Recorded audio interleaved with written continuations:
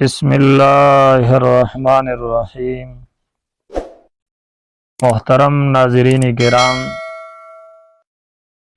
آج کی ویڈیو میں ہم آپ سے نماز کے ایک اہم مسئلے کے متعلق گفتگو کریں گے۔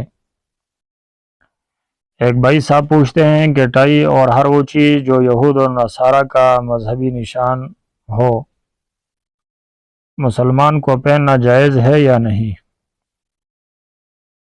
اور اس کو باندھ کر نماز پڑھنا کیسا ہے، نماز ہوگی یا نہیں ہوگی؟ اور تو جواب یہ ہے کہ ہر وہ لباس مسلمان کے لیے دوسری اقوام کا مخصوص لباس اور وضاقت اختیار کرنا ہر حالت میں ناجائز اور حرام ہے۔